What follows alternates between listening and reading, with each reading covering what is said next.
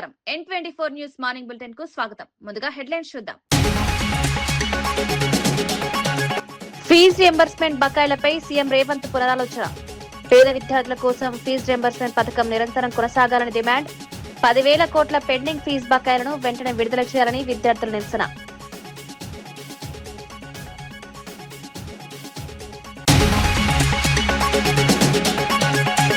ముద్రగడ పద్మనాభం మృతి రాష్ట్ర రాజకీయాలకు తీరని లోటన్న రఘురామ. నీతి నిజాయితీలతో విలువైన రాజకీయ జీవితం. రఘురామ కాపు ఉద్యమంలో ముద్రగడ పోషించిన పాత్ర ఎవరూ మర్చిపోలేరన్న రఘురామ.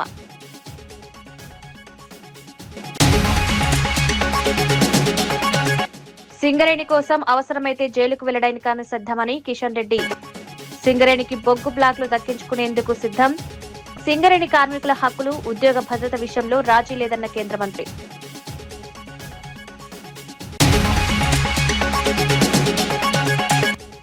తిరుమల తిరుపతి దేవస్థానానికి 4.4 కోట్ల భారీ విరాళం. శ్రీవారి సేవా కార్యక్రమాలు, భక్తుల సౌకర్యాల కోసం భారీ విరాళం అందించిన ఆర్ఎస్ బ్రదర్స్. ప్రతినిధుల నుంచి 4.41 కోట్ల విరాళ చెక్కు. ఉద్యమ నేత, సీనియర్ రాజకీయ నాయకుడు ముద్రగడ పద్మనాభం మృతి పట్ల డిప్యూటీ స్పీకర్, ఉండి ఎమ్మెల్యే రఘురామకృష్ణంరాజు తీవ్ర దిగ్భ్రాంతి వ్యక్తం చేశారు. ముద్రగడ మరణం రాష్ట్ర రాజకీయాలకు తీరని లోటన్నారు. 1988లో తాను కాకినాడలో ఉన్నప్పటి నుంచి ముద్రగడతో ఎంతో సన్నిహిత సంబంధాలున్నాయని రఘురామ గుర్తు చేసుకున్నారు. రాజకీయాల్లో నీతి నిజాయితీలను నమ్ముకుని విలువలతో కూడిన జీవితాన్ని గడిపిన గొప్ప వ్యక్తి ముద్రగడ పద్మనాభమని కొనియాడారు. ప్రజా సమస్యలపై తనదైన శైలిలో పోరాటం చేస్తూ రాజకీయాల్లో ప్రత్యేక గుర్తింపు సంపాదించుకున్నారని పేర్కొన్నారు. కాపు ఉద్యమంలో ముద్రగడ పోషించిన పాత్రను ఎవరూ మర్చిపోలేరని తెలిపారు. ఆయనతో ఉన్న వ్యక్తిగత అనుబంధం, గత జ్ఞాపకాలను గుర్తు చేసుకుంటూ రఘురామ భావోద్వేగానికి గురయ్యారు. ఈ రాజకీయాల్లోకి రావటం జరిగిందని 4 సార్లు ఎమ్మెల్యేగా, ఒకసారి ఎంపీగా, మరి 3 చీఫ్ మినిస్టర్స్ దగ్గర మంత్రిగా, ఎప్పుడూ కూడా ఎంతో నిజాయితీగా గడిపిన, రాజకీయం చేసిన మంచి వ్యక్తి పద్మనాభం గారు. ఆయన ప్రేమ ఒక్కొక్కసారి తట్టుకోవటం కూడా చాలా కష్టం. ఎందుకంటే ఆయన అభిమానం ఎప్పుడు కూడా గుర్తుకొస్తూ ఉంటుంది. అయితే ఈ సందర్భంగా గుర్తు తెచ్చుకునేది, వారు పెట్టింది అంటే మా గోదావరి జిల్లాలో ఆతిథ్యానికి కొంచెం పెట్టింది పేరు. ఆయన పెట్టినంత తినకపోతే కూడా ప్రేమతో అలిగే ఎంతో సునిశ్చిత స్వభావి ముద్రగడ పద్మనాభం గారు. డెఫినెట్గా రాష్ట్ర రాజకీయాలకు ఈరోజు ఎందరో పాత తరం రాజకీయ నాయకులు అందరికీ కూడా ముద్రగడ పద్మనాభం గారి మృతి తీరని లోటు. శ్రీ ముద్రగడ పద్మనాభం గారికి శ్రద్ధాంజలి ఘటిస్తూ వారి కుటుంబ సభ్యులందరికీ నా ప్రగాఢ సానుభూతిని తెలియజేస్తున్నాను. ప్రైవేట్ బస్సు యజమానులకు ప్రభుత్వం ఎల్లప్పుడూ అండగా ఉంటుందని రవాణా శాఖ మంత్రి మండిపల్లి రాంప్రసాద్ రెడ్డి స్పష్టం చేశారు. వేలాది మందికి ఉపాధి కల్పిస్తున్న ప్రైవేట్ బస్సు రంగం ఎదుర్కొంటున్న సమస్యలను పరిష్కరించడం ప్రభుత్వ బాధ్యత అని తెలిపారు. త్రైమాసిక ఏఐటీపీ పన్నును 4,000 రూపాయల నుంచి 2,500 రూపాయల వరకు తగ్గించడం బస్సు యజమానులకు భారీ ఉపశమనం లభిస్తుందని మంత్రి పేర్కొన్నారు. ప్రభుత్వం తీసుకున్న ఈ నిర్ణయానికి కృతజ్ఞతగా విజయవాడలో ప్రైవేట్ బస్సు యజమానులు ప్రత్యేక అభినందన సభ నిర్వహించారు. ఈ కార్యక్రమానికి ముఖ్య అతిథిగా హాజరైన మంత్రి రాంప్రసాద్ రెడ్డిని బస్సు ఆపరేటర్లు ఘనంగా సత్కరించారు. రవాణా రంగ అభివృద్ధికి ప్రభుత్వం అవసరమైన సహకారం అందిస్తుందని మంత్రి హామీ ఇచ్చారు. బస్సు యజమానుల సమస్యలను ఎప్పటికప్పుడు ప్రభుత్వం దృష్టికి తీసుకురావాలని సూచించారు. 2-3 విషయాలు మా దృష్టికి తీసుకొని రావడం జరిగింది. అది కూడా యూనిఫామ్ ఫ్లెక్సిబిలిటీ ఏదైతే ఫేర్ లో ఉందో దాన్ని కూడా ఏపీఎస్ఆర్టీసీ, ఏఐటీపీ ఈ 2 వర్గాలకు సంబంధించి నాయకులతో మాట్లాడతాం. ప్రజలకు ఏదైతే మేలు జరుగుతుందో ఆ జీవోలను కానీ ఆ వ్యవస్థలను కూడా తీసుకొచ్చేదానికి ప్రభుత్వం సిద్ధంగా ఉందని తెలియజేసుకుంటున్నాం. డిప్యూటీ సీఎం పవన్ కళ్యాణ్ లక్ష్యంగా చేసుకుని సోషల్ మీడియాలో వైసీపీ చేస్తున్న దుష్ప్రచారంపై తిరుపతి జనసేన నేతలు పోలీసులకు ఫిర్యాదు చేశారు. వివిధ సోషల్ మీడియా వేదికల్లో పవన్ కళ్యాణ్ పై జరుగుతున్న ట్రోలింగ్ కు అడ్డుకట్ట వేసి బాధ్యులపై కఠిన చర్యలు తీసుకోవాలని కోరారు. జనసేన నేత కిరణ్ రాయల్ ఈ వ్యవహారంపై తీవ్ర ఆగ్రహం వ్యక్తం చేశారు. పవన్ కళ్యాణ్ కు గతంలో జరిగిన శస్త్రచికిత్సకు సంబంధించిన పాత ఫోటోను ఎడిట్ చేసి అసభ్యకర వ్యాఖ్యలతో సోషల్ మీడియాలో ప్రచారం చేస్తున్నారని ఆరోపించారు. రాజకీయ విమర్శలు చేయొచ్చు కానీ వ్యక్తిగతంగా దిగజారి అసభ్య ప్రచారం చేయడం సరికాదన్నారు. పవన్ కళ్యాణ్ ఆరోగ్యంపై తప్పుడు ప్రచారం చేస్తూ అభిమానులు జనసేన కార్యకర్తల మనోభావాలను దెబ్బతీస్తున్నారని మండిపడ్డారు. ఇలాంటి ట్రోలింగ్ వెంటనే ఆపాలని హెచ్చరించారు. 2019లో ఇంత కత్తి పొడిస్తే ఇంత హాస్పిటల్ ఇంత బెడ్ మీద పడుకున్నాడు ఐసీయూలో. ఆ రోజు మేము ఏమిచ్చాం తెలుసా, జగన్మోహన్ రెడ్డి ప్రతిపక్ష నేత త్వరగా కోలుకోవాలి, ఆయన తిరిగి ఆరోగ్యంగా రావాలని చెప్పి పవన్ కళ్యాణ్ గారి స్టేట్మెంట్ ఇచ్చిన లెటర్ ఉంది. అలాంటి వ్యక్తిని పట్టుకొని ఆయన హాస్పిటల్లో ఉంటే మీ పరామర్శం మాకు అవసరంలా, మీరేం మాకే లెటర్ ఇవ్వాల్సిన అవసరంలా, మీరు చెప్పాల్సిన కనీసం ఒక మానవతా దృక్పథం. ఆయన ఒక డిప్యూటీ సీఎం, ఆయన హాస్పిటల్లో ఉన్నప్పుడు ఆయన మీద ఇష్టం వచ్చినట్టు వైరల్గా కామెంట్లు పెట్టి ఫోటోలు పెట్టి వైరల్ చేయడం బాధేస్తుంది. ఓట్లేసిన ప్రజలకు బాధేస్తుంది, కార్యకర్తలు బాధేస్తుంది. మీరు కంట్రోల్ లేకపోతే మాత్రం రాబోయే రోజుల్లో తాట తీసేస్తాం. ఒక సీరియస్ చెప్తున్నాం. కన్నెపల్లి పంప్ హౌస్ నుంచి నీటిని ఎత్తిపోసే క్రమంలో అన్నారం, సుందిల్లా బ్యారేజ్లకు ఏదైనా నష్టం జరిగితే పూర్తి బాధ్యత తీసుకుంటామని బీఆర్ఎస్ ఎమ్మెల్యేలు ప్రకటించారు. 2 బ్యారేజ్లకు చిన్న సమస్య వచ్చినా తమ పార్టీకి చెందిన 28 మంది ఎమ్మెల్యేలు పదవులకు రాజీనామా చేసే భవిష్యత్తులో ఎన్నికల్లో కూడా పోటీ చేయబోమని స్పష్టం చేసినట్లు మాజీ మంత్రి గంగుల కమలాకర్ తెలిపారు. రాష్ట్రంలో తాగునీరు, సాగునీటి సమస్యలు ఎదురవుతున్నా కన్నెపల్లి మోటార్లను ఎందుకు ప్రారంభించడం లేదని ప్రభుత్వాన్ని ప్రశ్నించారు. రైతులు నీటి కోసం ఇబ్బందులు పడుతున్న సమయంలో అందుబాటులో ఉన్న గోదావరి జలాలను వినియోగించుకోవాలని డిమాండ్ చేశారు. కరీంనగర్, కాళేశ్వరం ప్రాజెక్టులపై ప్రభుత్వానికి ఎందుకు కక్ష ఉందని గంగుల ప్రశ్నించారు. రాజకీయాలను పక్కన పెట్టి వెంటనే కన్నెపల్లి పంప్ హౌస్ మోటార్లను ప్రారంభించి రైతులకు నీరందించాలని. మేజర్ కార్పొరేషన్ కు తాగునీటికి ఇబ్బంది అవుతుంది. మరి ఇంత మేము దగ్గర ఒక 1 మంత్ నుంచి కన్నెపల్లి నుంచి మోటార్ లాంచ్ చేయి మా బాధ చూడమంటే ఎందుకో పట్టించుకోకుండా మీరు మంత్రులు దేవాదుల వేరు పోండి, నో ప్రాబ్లం. మరి మా కరీంనగర్ ఏం తప్పు చేసింది? ఎందుకు ఇటువైపు మంత్రుల బృందం వస్తలేరు? అంటే కాళేశ్వరం ప్రాజెక్టు కరీంనగర్ తెలంగాణలో భాగం కాదా, అంతర్భాగం కాదా? ఎందుకు మా మీద కక్ష? ఇది వేషజాలుకోకండి. మా రైతాంగాన్ని ఇమ్మీడియట్ గా మీ మంత్రుల బృందము మీరు వచ్చి కన్నెపల్లి విజిట్ చేసి అక్కడ నీళ్ళ అవకాశం ఉంటేనే మోటార్ లాంచ్ చేయండి. ప్రజలకి ఏది అవసరమో రాష్ట్ర ప్రయోజనాలను దృష్టిలో పెట్టుకోకుండా రాజకీయాలకే ప్రాధాన్యత ఇస్తూ ఇంకా కూడా ఈ యొక్క కాళేశ్వరం ప్రాజెక్ట్ పైన దుమ్మెత్తిపోసే ప్రయత్నం చేస్తున్నారు. 1,00,000 క్యూసెక్ల నీరు రోజు వృధా పోతా ఉన్నది. 73 సార్లు ఢిల్లీ పోయినాడు. ఒక్కసారన్నా ఎన్డీఎస్ఏ అధికారులతో ప్రత్యేకమైన సమావేశం ఏర్పాటు చేసినా రేవంత్ రెడ్డి గారు ప్రశ్నిస్తా ఉన్నాం. ఎల్లిన రూపంలో రేవంత్ రెడ్డి కనపడతాడు ఇక్కడ. తెలంగాణలో పెండింగ్ ఫీజు రియంబర్స్మెంట్ బకాయిలపై ప్రభుత్వం వెంటనే స్పందించాలని ప్రభుత్వ సలహాదారు వి హనుమంతరావు కోరారు. విద్యాశాఖ బాధ్యతలు కూడా నిర్వహిస్తున్న ముఖ్యమంత్రి రేవంత్ రెడ్డి ఈ అంశంపై పునరాలోచించాలని విజ్ఞప్తి చేశారు. ఫీజు రియంబర్స్మెంట్ పథకం విద్యార్థులకు నిరంతరంగా కొనసాగాలని స్పష్టం చేశారు. హైదరాబాద్ గన్ పార్క్ వద్ద Telangana students JAC chairman Vemula Ramakrishna ఆధ్వర్యంలో విద్యార్థులు నిరసన చేపట్టారు. దాదాపు 10,000 కోట్ల రూపాయల పెండింగ్ బకాయిలను వెంటనే విడుదల చేయాలని డిమాండ్ చేశారు. వేలాది మంది పేద విద్యార్థుల భవిష్యత్తుకు ఈ పథకం ఎంతో కీలకమని పేర్కొన్నారు. మాజీ మంత్రి శ్రీనివాస్ గౌడ్ కూడా విద్యార్థుల డిమాండ్కు మద్దతు తెలిపారు. ఫీజు రియంబర్స్మెంట్ పథకాన్ని రద్దు చేసే ఆలోచన ఉంటే ప్రభుత్వం విరమించుకోవాలని కోరారు. కాంట్రాక్టర్ బిల్లు ఆపి బకాయిలు చెల్లించండి. తెలంగాణ దోసుకుపోయేటలో ఆపి ఒక 10 రోజులు వసూలు చేసిన పన్ను కడితే ఇలా కొంచెం జీవితాలు బాగుపడతాయి. బకాయిలు కట్టరు. కొత్త జీవో వచ్చారు, రెవెన్యూ రికవరీ యాక్ట్ అంట.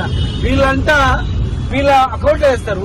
వీళ్ళు ఏదైనా ఎడ్యుకేషన్ లోన్ తెచ్చుకుంటారు, కట్టలేకపోయినా సో ఆ అకౌంట్ల నుంచి వెళ్ళిపోతాయి. మరి కట్టకపోతే వీళ్ళకి తీసుకొని జైల్లో పెడతారా? విద్యార్థులు తల్లిని జీరో అంటే మీరు భయపెట్టించేటట్లు మీరు వేసేది లేదు, చేసేది లేదు. ఇలా భయపెట్టించేటట్టు కొత్త జీవోలు తేవడం, స్టేజ్ తీసుకురావడం ఇవన్నీ జరుగుతూ ఉంది. పద్ధతి కాదు. రాబోయే రోజులలో శ్రీనగర్ నేతృత్వంలో కొన్ని లక్షలాది మందితో ఎట్లయితే తెలంగాణ ఉద్యమం చేసినామో సేమ్ తెలంగాణ ఉద్యమం రిపీట్ అవుతుందని చెప్పి రాష్ట్ర ముఖ్యమంత్రి గారికి హెచ్చరిస్తా ఉన్నాం. హైదరాబాద్ సనత్ నగర్ లో 211 కోట్ల రూపాయల వ్యయంతో నిర్మించిన నూతన ఈఎస్ఐసి ఓపీడీ బ్లాక్ ను కేంద్ర మంత్రి మన్సుఖ్ మాండవీయ ప్రారంభించారు. ఈ కార్యక్రమంలో తెలంగాణ కార్మిక శాఖ మంత్రి Vivek Venkataswamy, ESIC director general Ashok Kumar Singh పాల్గొన్నారు. ఇదే సందర్భంగా దేశవ్యాప్తంగా 7 ప్రాంతాల్లో 668 కోట్ల రూపాయల విలువైన పలు ఆరోగ్య ప్రాజెక్టులను మాండవీయ వర్చువల్ గా ప్రారంభించారు. అనంతరం ఆసుపత్రిలో చికిత్స పొందుతున్న రోగులను పరామర్శించి వైద్య సేవలపై వివరాలు అడిగి తెలుసుకున్నారు. మృతి చెందిన ఈఎస్ఐసి లబ్ధిదారుల కుటుంబాలు, దివ్యాంగులకు నగదు ప్రయోజనాలను పంపిణీ చేశారు. ఆసుపత్రి నిర్మాణంలో భాగస్వాములైన కార్మికులను సత్కరించారు. తెలంగాణకు మరిన్ని ఈఎస్ఐ డిస్పెన్సరీలు, డయాలసిస్ కేంద్రాలు మంజూరు చేయాలని మంత్రి వివేక్ కేంద్ర మంత్రిని కోరారు.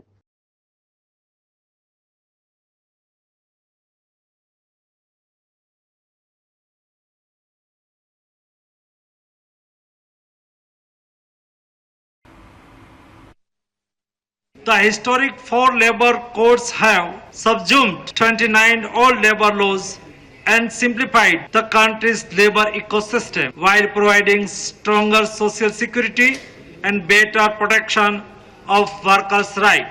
India has also transformed labor sector through digital reforms. Our eShram portal is a one of its kind national digital database with over 317 million unorganized workers. India's two leading social security organizations, Employees Provident Fund Organization and Employees State Insurance Corporation, provide a wide range of healthcare, insurance, pension and other welfare schemes to its workforce. Trade unions and industries are not on opposite side. They are partners in advancing workers' welfare and national development. కొత్త technological changes ఏదైతే వస్తున్నాయో, jobs wise skilled man force ఉండాలి, వీళ్ళకు social security ఉండాలి, ఇవన్నీ చర్చించిన తర్వాత best labour practices అంటే ఈ దేశాలలో ఏం బెస్ట్ లేబర్ ప్రాక్టీసెస్ ఉన్నాయి, మన దేశంలో ఏం బెస్ట్ ప్రాక్టీసెస్ ఉన్నాయి, ఎట్లా మంచి ప్రాక్టీసెస్ అన్నీ కూడా మనము ఒక కాంబినేషన్ తీసుకొచ్చి కూడా ఫాలో చేస్తే బాగుంటుందని చెప్పి ఈ ఆలోచనతో సమావేశం పెట్టడం జరిగింది. వెంకట్రామిరెడ్డి వ్యవహారంపై డాక్టర్ ఏఎస్ రామకృష్ణ తీవ్రస్థాయిలో మండిపడ్డారు. తాడేపల్లి డైరెక్షన్లోనే వెంకట్రామిరెడ్డి కొత్త డ్రామాకు తెరతీశారని ఆరోపించారు. మీడియా సమావేశంలో మాట్లాడిన రామకృష్ణ రాజకీయ ప్రయోజనాల కోసం ప్రజలను తప్పుదోవ పట్టించే ప్రయత్నాలు జరుగుతున్నాయని విమర్శించారు. వైసీపీ నాయకత్వం సూచనల మేరకే తాజా పరిణామాలు చోటు చేసుకుంటున్నాయని ఆరోపించారు. గతంలో జరిగిన వ్యవహారాలపై సమాధానం చెప్పకుండా కొత్త వివాదాలను తెరపైకి తీసుకొస్తున్నారని మండిపడ్డారు. ప్రజల్లో గందరగోళం సృష్టించి రాజకీయ లబ్ధి పొందాలనే ప్రయత్నాలు ఇక పనిచేయవని పేర్కొన్నారు. వెంకట్రామిరెడ్డి చేస్తున్న వ్యాఖ్యలు, చర్యల వెనుక ఎవరి ప్రమేయం ఉందో ప్రజలు గమనిస్తున్నారన్నారు. వాస్తవాలను దాచిపెట్టి రాజకీయ నాటకాలాడితే ప్రజలు నమ్మే పరిస్థితి లేదన్నారు. 2004లో కూటమి ప్రభుత్వం అధికారంలోకి రాగానే అనేక సార్లు విన్నపాలు విన్న తర్వాత చంద్రబాబు నాయుడు గారు ఎంతో సానుభూతితోటి వీళ్ళకి మనం ఓపీఎస్ ఇద్దాం, ఇంతకు ముందే కేంద్ర ప్రభుత్వం 2 సార్లు ఆదేశాలు జారీ చేసింది, మేము 57 ఇచ్చింది, అందుకని అమలు చేయాలని చెప్పని ఈ విధమైనటువంటి నిర్ణయం తీసుకున్నటువంటి రాష్ట్రాల్లో మన రాష్ట్రం కూడా ఒక ముఖ్యమైనటువంటి రాష్ట్రంగా ఉంది. ఖచ్చితంగా నిన్న జీవో విడుదలైనటువంటి వేళ వెంకట్రామరెడ్డి చూడండి, టైమింగ్ చూడండి, సమయం చూడండి, 10,715 మందికి లబ్ధి చేకూరే విధంగా జీవో ఇస్తే ఆ జీవోలో చాలా స్పష్టంగా ఆప్షన్ ఇచ్చారు. One time option. నిధి యాప్ ద్వారా ఈ మొత్తం 15,000 మంది కూడా వాళ్ళ యొక్క పేరుని అప్లోడ్ చేసుకుంటే వాళ్ళందరూ కూడా ఓపీఎస్లోకి వెళ్ళిపోతారు.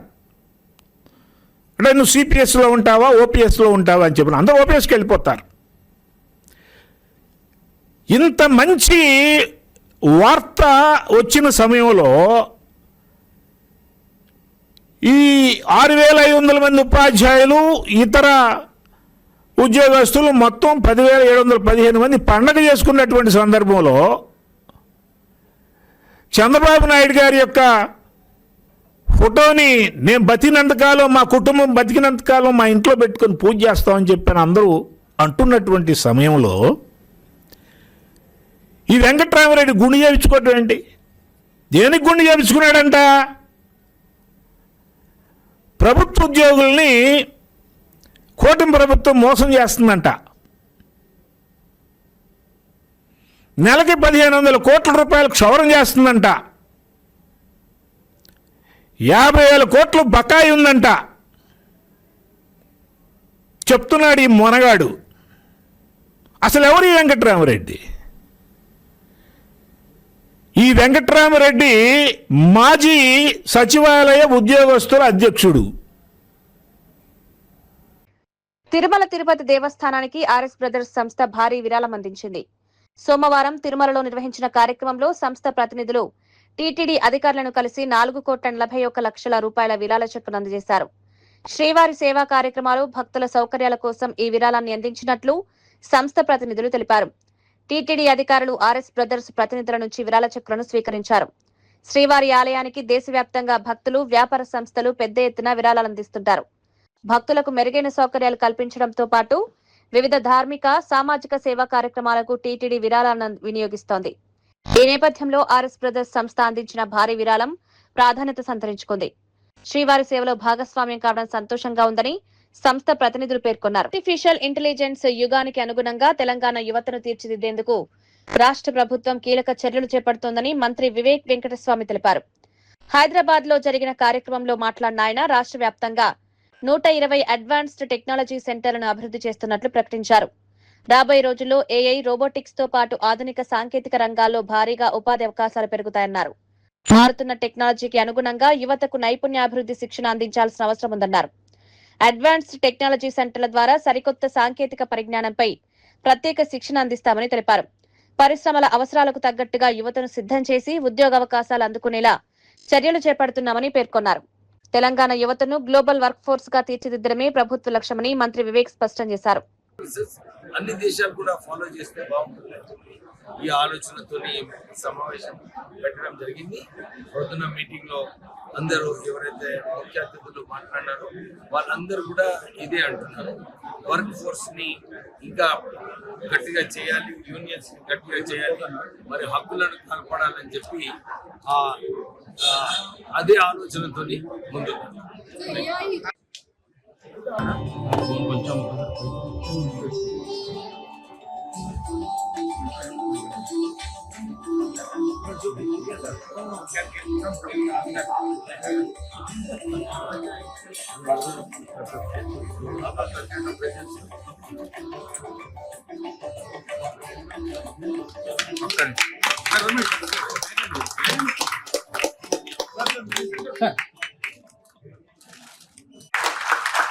I request all the audience to please big hand for the dais.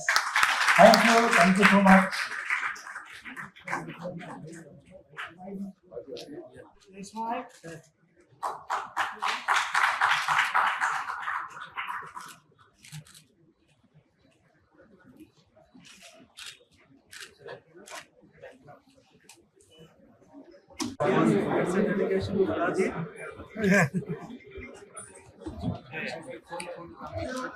Indian delegation.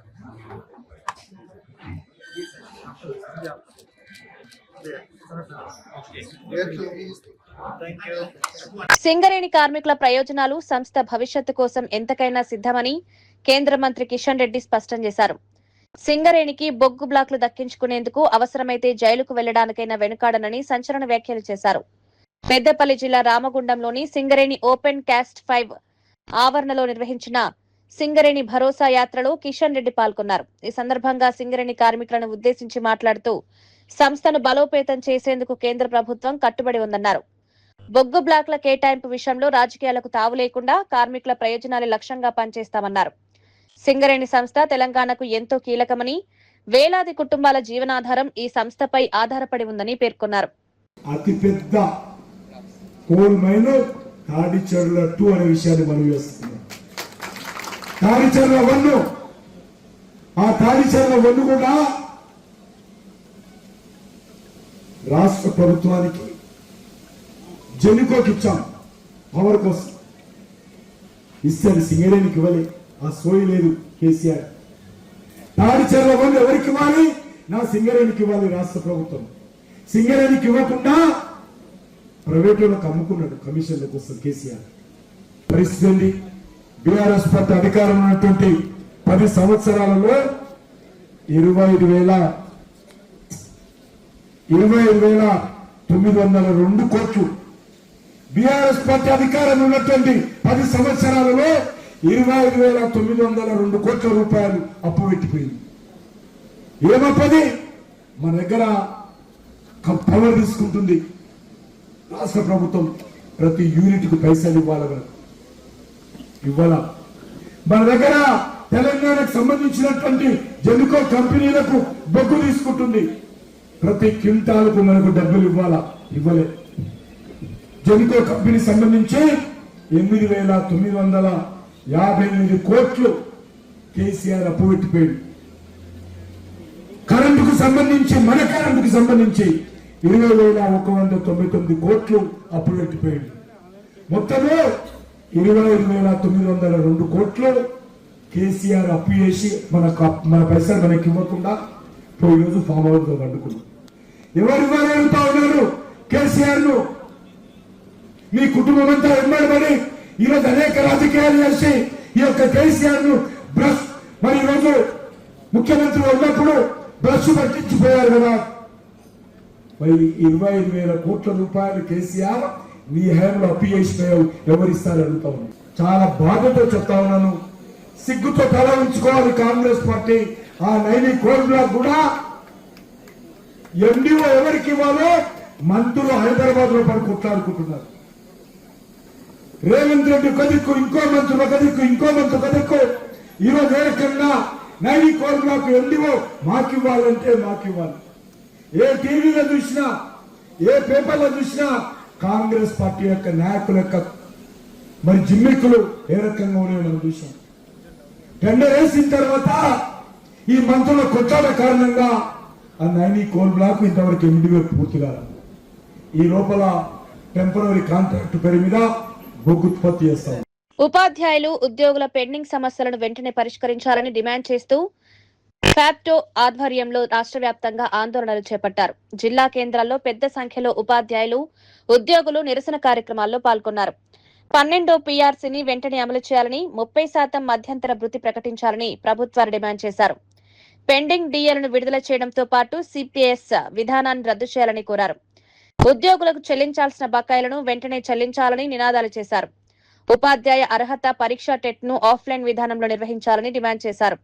కడపలో కలెక్టరేట్ ఎదుట ఉపాధ్యాయులు భారీ ర్యాలీ నిర్వహించి పికెటింగ్ చేపట్టారు. ప్రభుత్వానికి వ్యతిరేకంగా నినాదాలు చేస్తూ తమ సమస్యలను వెంటనే పరిష్కరించాలని కోరారు.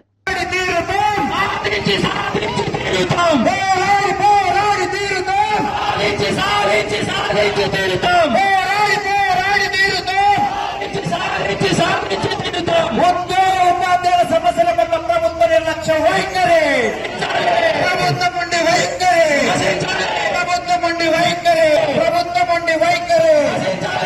ప్రకటించాలి 12వ పీఆర్సీ కమిషన్ వెంటనే, ప్రకటించాలి 12వ పీఆర్సీ కమిషన్ వెంటనే, చెల్లించాలి 25,000 కొత్త బకాయిలు వెంటనే.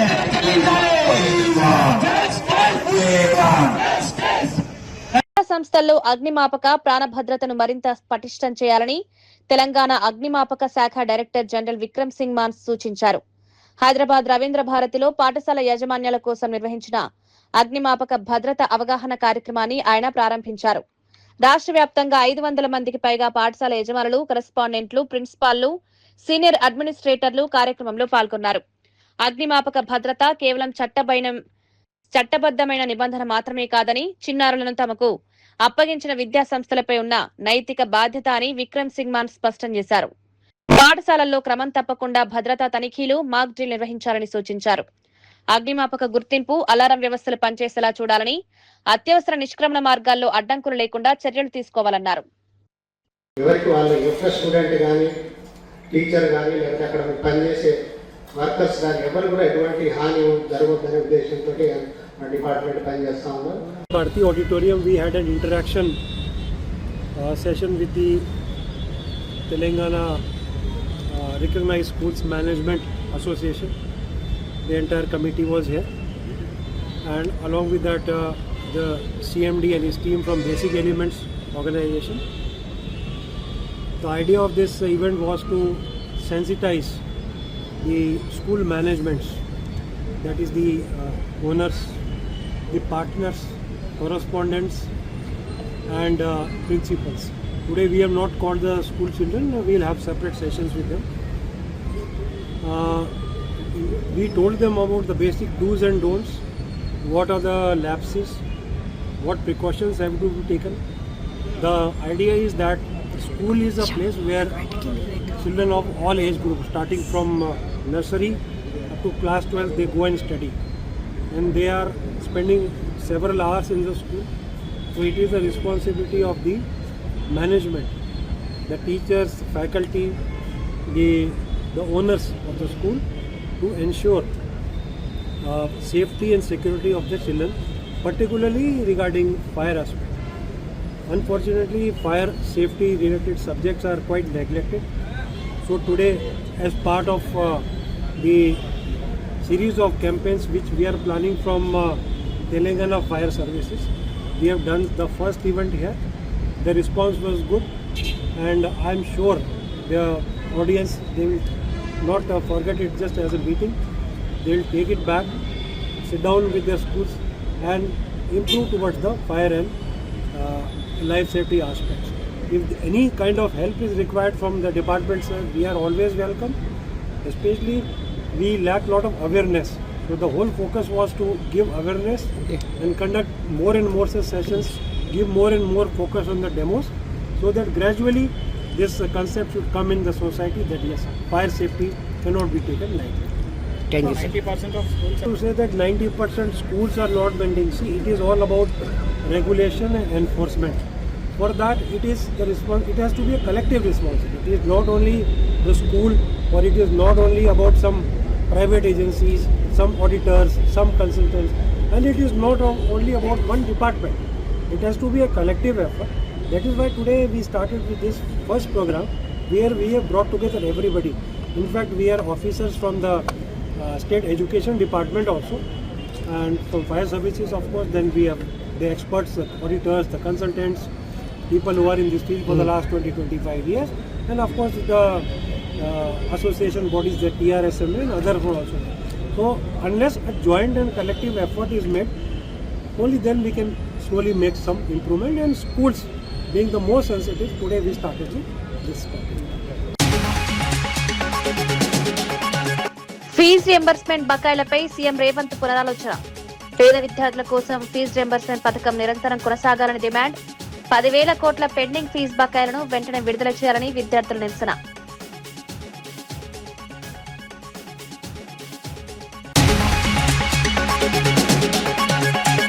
ముద్రగడ పద్మనాభం మృతి రాష్ట్ర రాజకీయాలకు తీరని లోటన్న రఘురామ.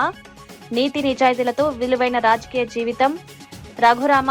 కాపు ఉద్యమంలో ముద్రగడ పోషించిన పాత్ర ఎవరూ మర్చిపోలేరన్న రఘురామ.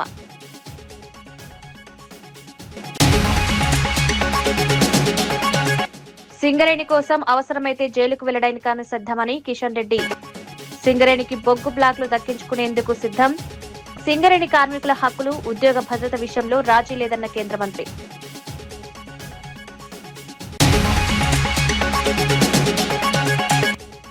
తిరుమల తిరుపతి దేవస్థానానికి 4.4 కోట్ల భారీ విరాళం. శ్రీవారి సేవా కార్యక్రమాలు, భక్తుల సౌకర్యాల కోసం భారీ విరాళం అందించిన ఆర్ఎస్ బ్రదర్స్.